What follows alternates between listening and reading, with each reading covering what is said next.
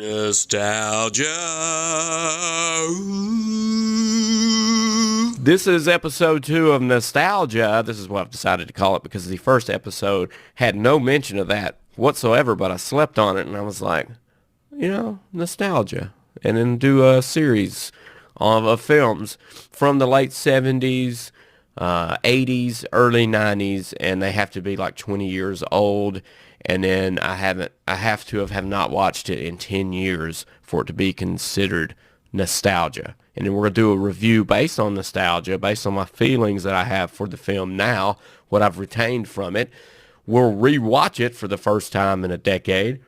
And then I'll give a better review because I feel like I'm a better mentally designed individual now than I was when I was 5 or something like that, So that we'll revisit it and then do another review. So you get 2 reviews in one video. And today's video is going to be Explorers. And we'll sum this puppy up because it's got 2 guys that you probably know in it. Ethan Hawke is a little boy, and River Phoenix, the late great, not lately, but the great River Phoenix. He was designed to be a great actor, I believe, but left way too soon. This movie is about a boy obsessed with 50s sci-fi movies about aliens, has a recurring dream about a blueprint of some kind, which he draws for his inventor friend with the help of a third child, a little guy back here in the side.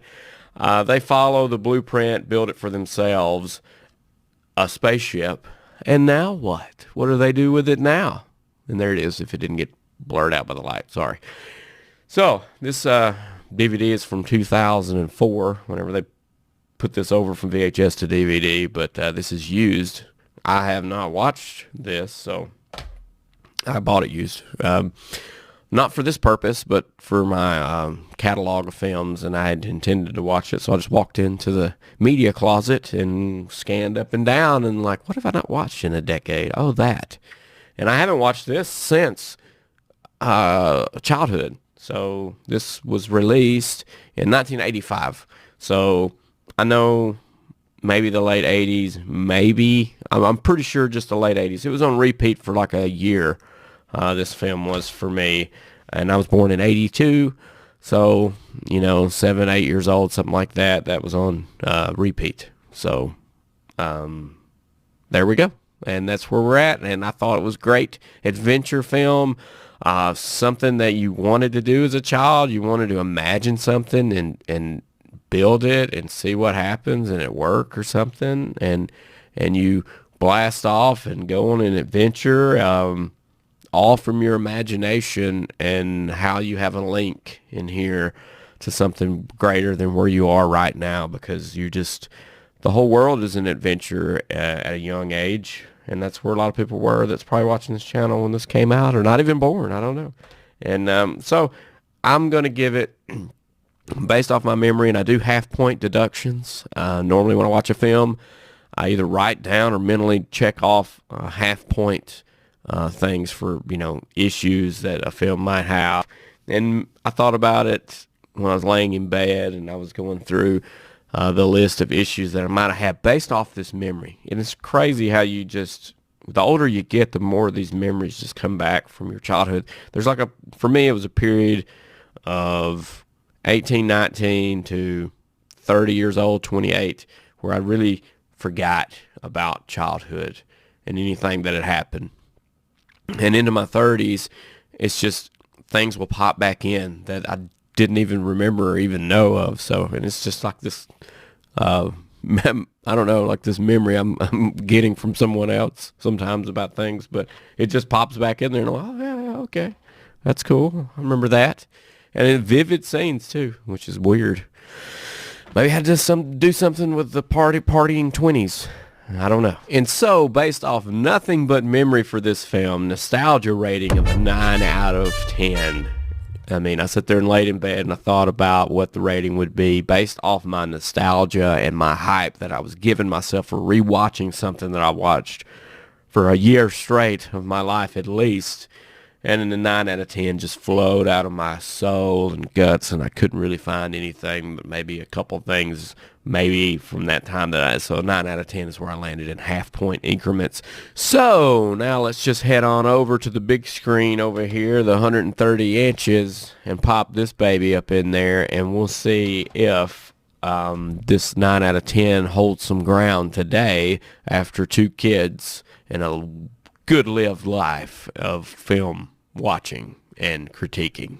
Be right back. Boom, just like that, we are at the end of the film. And did nostalgia play a part in a 9 out of 10? Well, of course it did. About 3/4 of the way through the film, I was on board with not that score, but I was at about a 7.5. And then after about 3/4 of the way through, it just started moving super fast and a little jumbled up mess there. And then by the end of it, I arrived at a 6 out of 10 for the film. I realized what they were doing with the movie, and the ending. I'm not going to spoil anything for you in these reviews, by the way, because I do want you to go out and watch some kind of older cinema to figure out the evolution of it all and how we ended up where we are today, because there's links in the chains. There's people that are my age now making these movies, and they watched the same ones I did growing up, and that nostalgia helped them make what they're doing now or accomplish their goals in their life. So by that respect, go watch the film, and also comment down below on the ending of it, what you think the ending of it means, because telepathy, what am I trying to say? Telepathy, there we go, plays a part in this film, and the connection that they have and they create through the where they end up at the end.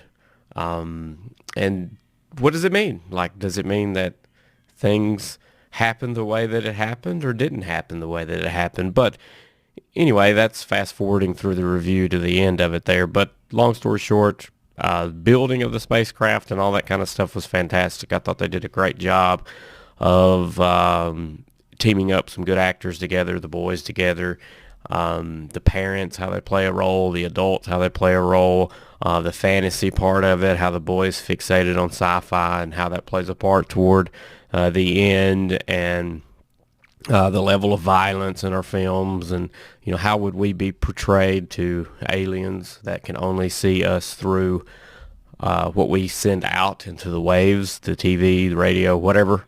And so all that kind of plays a part in the film. And as a kid, I could totally dig getting to the goal that their kids are trying to get to, which they achieve at the end. And then probably being in a land of confusion, but love the ending for some reason for a kid. It's like, oh yeah, that's the ending. I don't know what it means, but okay. So there's a little adult appreciation in there that you could get as being a parent, and also the child liking stuff, because really the first half, 3/4 is good, and anybody would appreciate that. So I landed at a 6.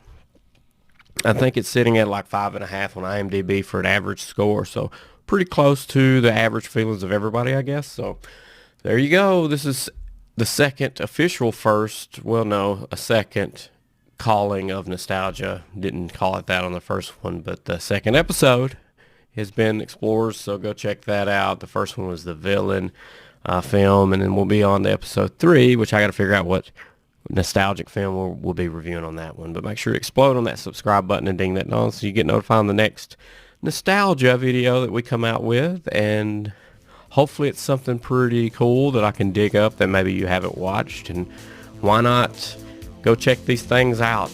It's an hour and a half of your life. What else you got to do, right? See ya.